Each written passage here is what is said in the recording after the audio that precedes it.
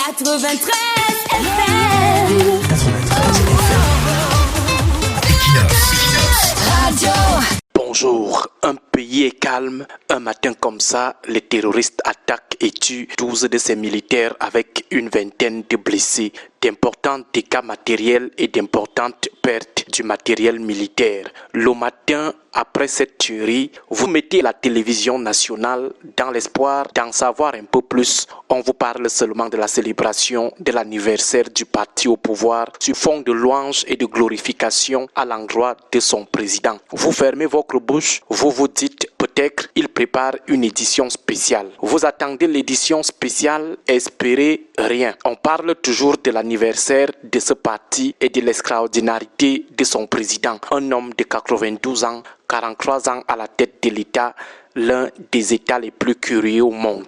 Vous fermez à nouveau votre bouche, mais tout en gardant l'espoir que ne serait-ce qu'à leur journal de la mi-journée, ils en parleront finalement. 12h arrive, 12h30, pour la télévision d'un pays qui vient de perdre 12 militaires tués par des terroristes. Le journal vous parle toujours de l'anniversaire du parti au pouvoir, jusqu'à le journal déborde son intervalle temps habituel. Vous attendez le soir, le journal de 19h30 en anglais et celui de 20h30 en français. Vous vous dites, en journée, ils avaient peur d'en parler sans bon recoupement et surtout sans l'aval de ceux qui contrôlent cette télévision et en ont fait leur tam-tam. Vous vous dites, la situation est tellement grave qu'elle ne peut pas faire précipitamment large écho. La situation est tellement grave que ceux qui contrôlent le contenu de cette télévision ne peuvent pas pousser leur indifférence plus loin que le silence de la journée. Mais à votre grande surprise, aucune annonce, aucun reportage, le journal va même au-delà de ses 30 minutes habituelles pour faire quasiment 1 heure de temps.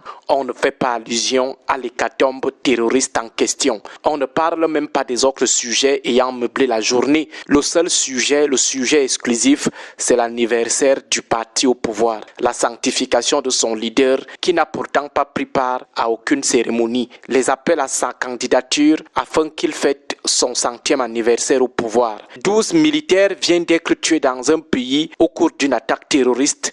Plus de 26 blessés. Dans ce pays, la grande édition du journal télévisé parle plutôt du 40e anniversaire du parti au pouvoir, de la canonisation et de la totémisation de son chef. Tout un journal de 30 minutes avec un bonus de plus de 25 minutes. On préfère parler d'un seul parti politique et de son chef. La télévision nationale déploie même des correspondants jusqu'à dans tous les villages du pays pour couvrir même les défilés les plus insignifiants et les plus insolites. Les journalistes font des directs depuis ces villages, mais à partir du lieu des événements tristes de la nuit, à partir du lieu des attaques terroristes, aucun correspondant, mais dans les villages où se tient la célébration de l'anniversaire du parti, ce sont des grands directs. On donne la parole aux gens qui racontent des histoires à dormir debout, des vieillards qui vous disent comment ils sont follement amoureux d'un autre vieillard, des jeunes qui transpirent la misère la plus abjecte et la plus indescriptible, vous disent comment ils ne peuvent pas vivre sans le président du parti. Les femmes vous disent comment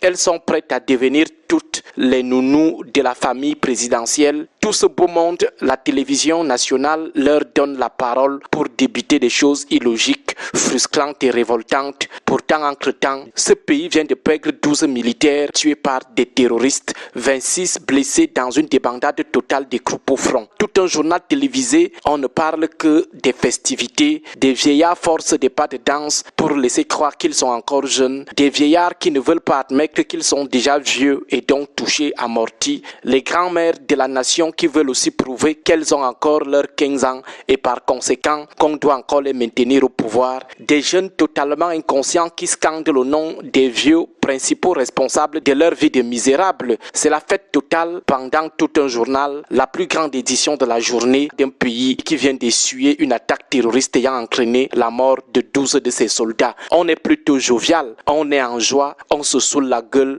selon les images très succulentes proposées par la télévision nationale. Vous attendez même voir l'une des manifestations dans les villages où on a Tout au moins observer une minute de silence, rien. Les gars faites comme s'il n'y avait rien eu.